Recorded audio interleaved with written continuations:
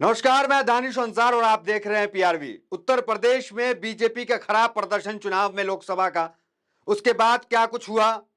एक तरफ प्रदर्शन खराब, दूसरी तरफ हार की जिम्मेदारी कोई नहीं ले रहा है। न योगी आदित्यनाथ ले रहे हैं, न अध्यक्ष ले रहे हैं, न गृह मंत्री ले रहे हैं हार की जिम्मेदारी। इतना खराब नतीजा लोकसभा में उत्तर प्रदेश से निकल के आया। उसके बाद क्या हुआ, उसके बाद आपसी कलह सामने आया। ये सब हमने खबर पहले आपको बता चुके हैं। केशव प्रसाद मौर्य नड्डा से जाकर के मुख्यमंत्री की कुर्सी मांग लेते हैं।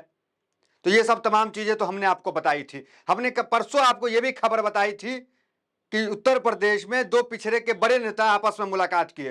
एक ओम प्रकाश राजभर, एक केशव प्रसाद मौर्य। ये दो पिछड़े ओबीसी के नेता दोनों आपस में मुलाकात करते हैं। उस वक्त मुलाकात करते हैं जब इन्हें मुख्यमंत्री योगी आदित्यनाथ के मीटिंग में जाना होता है, लेकिन वो मीटिंग में नहीं जाते हैं और जाकर के मिलते हैं किससे? पिछड़े के नेता से।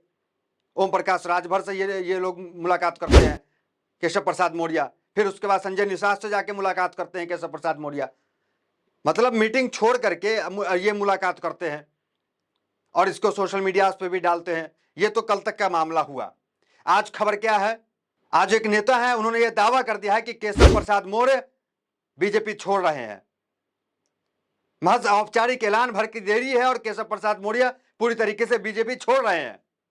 यह दावा एक नेता ने कर दिया। उसके बाद उत्तर प्रदेश में खलबली मच गई है। क्या कुछ बयान आया है, वो नेता जो दावा कर रहे हैं उनका, वो आपको बताएंगे। उससे पहले पिछले 48 घंटे में उत्तर प्रदेश में क्या चल रहा है उस पर एक नजर डालिए, हेडलाइंस पे नजर डालिए। देखिए, उससे आप पूरी खबर को समझ पाना आपके लिए आसानी होगा। देखिए, पहला खबर देखिए, एबीपी लाइव। केशव प्रसाद मौर्य ने बीजेपी छोड़ने का फैसला कर लिया, सपा नेता के दावे से हलचल तेज। पहली ब्रेकिंग। दूसरी देखिए, यह है नव भारत टाइम्स। केशव प्रसाद मौर्य बीजेपी छोड़ने वाले हैं, जानिए किस नेता ने किया दावा। यह उसकी चर्चा ही करें। फिर तीसरा देखिए, आज तक। सीएम योगी की गैर मौजूदगी में यूपी बीजेपी अध्यक्ष ने दोनों डिप्टी सीएम के साथ की बैठक।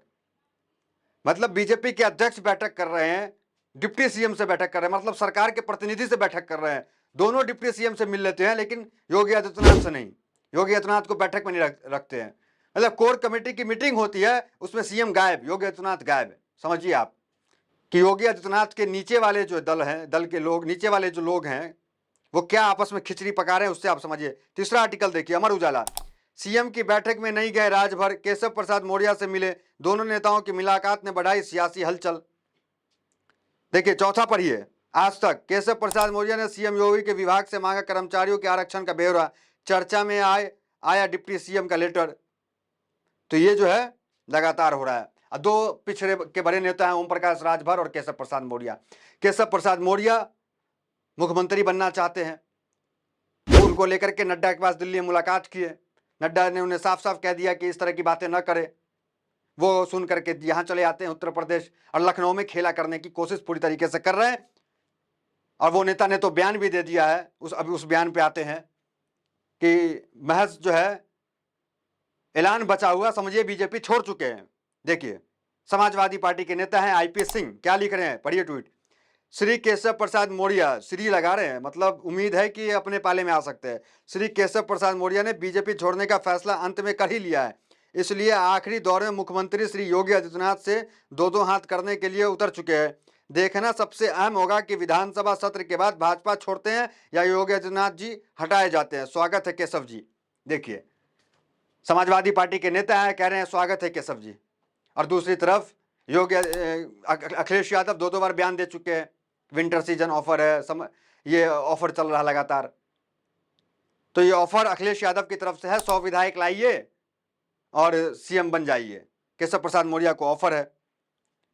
और केशव प्रसाद मौर्य योगी आदित्यनाथ की मीटिंग में ना जाकर के संजय सिंह से मिलते हैं।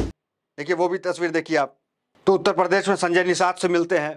तो केशव प्रसाद मौर्य के दिल में, मन में मुख्यमंत्री का एक सपना है, वो पला हुआ है।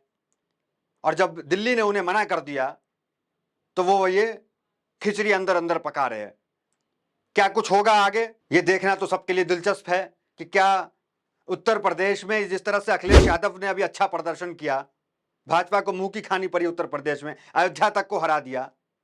भाजपा अयोध्या में हार जाती है, वो अयोध्या जहां से हिंदुत्व के पिच पर बैटिंग करती थी, 2014 में जीती, 2019 में जीती, लेकिन इस बार आउट हो गए, क्लीन बोल्ड अखिलेश यादव ने। वो अखिलेश यादव का पीडीए का वो नारा पिछड़ा, दलित, आदिवासी, अल्पसंख्यक, उसका वो नारा काम कर जाता है, अयोध्या तक में हार जाते हैं।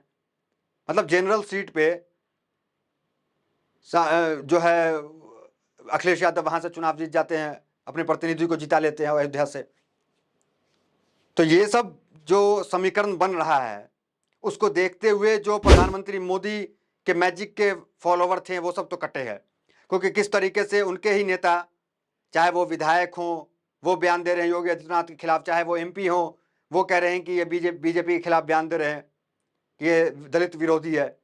कहीं ना कहीं मोदी जी का वो मैजिक जैसे जैसे खत्म हो रहा है, वैसे वैसे तमाम नेताओं का बयानबाजी जारी है। तो केशव प्रसाद मौर्य जो लंबे समय से जो है उत्तर प्रदेश में बीजेपी की राजनीति में रहे, जमीन से नीचे से उगे, पंचायत में रहे, फिर स्टेट डिस्ट्रिक्ट में आए, फिर स्टेट में आए। वहीं योगी आदित्यनाथ 26 साल की उम्र में मठ से निकल करके सांसद बन गए, समीकरण के आधार पर भगवा पहन लिए, भगवा चोला पहने और मुख्यमंत्री बन गए। ये योगी आदित्यनाथ का सफर रहा बीजेपी में। लेकिन वहीं आप केशव प्रसाद मौर्य का सफर देखेंगे तो एक संघर्ष भरा सफर रहा है। इसी का नतीजा है कि केशव प्रसाद मौर्य मुख्यमंत्री का पद मांग रहे हैं, और उनके संपर्क में 100 विधायक हैं केशव प्रसाद मौर्य के या नहीं है, इससे आप अंदाजा लगा सकते हैं कि लगातार योगी आदित्यनाथ के खिलाफ बीजेपी के विधायक का बयान देना, एमएलसी का बयान देना, इससे आप अंदाजा लगाइए। 2 दिन पहले किन्नर मंत्री थे सोनम किन्नर, उन्होंने इस्तीफा दे दिया, तो पहला विकेट तो उधर गिर गया। तो ये तस्वीर जो है धीरे धीरे साफ हो रही है कि कुछ बड़ा जो है केशव प्रसाद मौर्य करने वाले हैं। और के आईपी सिंह ने तो ये दावा कर दिया है कि मतलब छोड़ चुके हैं बीजेपी।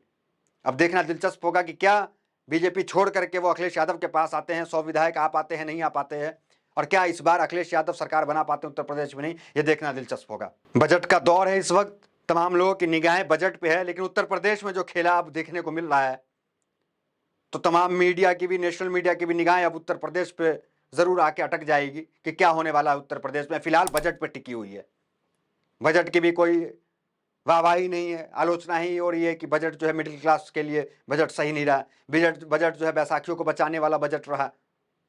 2 राज्य को, बिहार और आंध्र प्रदेश को पैसा दिया गया, बाकी राज्य का नाम तक नहीं लिया गया। कई राज्य हैं, तो ये चर्चाएं लगातार चल रही है कि बाकी राज्य का नाम नहीं लिया गया, इस पे आलोचना हो रही है। तो बीजेपी के लिए एक तरफ संगठन को बचाना, जो संगठन 2 भाग में बट रहा है उत्तर प्रदेश में, उसे बचाना, बीजेपी के लिए सरकार को बचाना, सहयोगियों को बचाना, ये अहम जिम्मेदारी है। तो ये कठिनाई का सामना बीजेपी अभी कर रही है। आपकी क्या प्रतिक्रिया, क्या क्या केशव प्रसाद मौर्य पलटी मारेंगे? जो तमाम हमने 48 घंटे के अंदर क्या क्या उत्तर प्रदेश में आपको बताया, उससे आपको क्या अंदाजा है कि क्या केशव प्रसाद मौर्य पलटी मारेंगे? क्या केशव प्रसाद मौर्य के पास विधायकों की उतनी संख्या होगी जो अखिलेश यादव बोल रहे हैं? आपकी क्या प्रतिक्रिया, आप भी कमेंट में अपनी राय रख सकते हैं कि क्या उत्तर प्रदेश में क्या होने वाला है। तो क्या आपको क्या लगता है, क्या उत्तर प्रदेश में समाजवादी की सरकार आनी चाहिए? क्या उत्तर प्रदेश में एक बार फिर अखिलेश यादव को ऑफर स्वीकार करना चाहिए? जो भी आपकी प्रतिक्रिया है कमेंट बॉक्स में जरूर बताएं। तो फिलहाल इस खबर में इतना ही, मिलता है अगले वीडियो से। बने रहें हमारे साथ। बहुत बहुत धन्यवाद।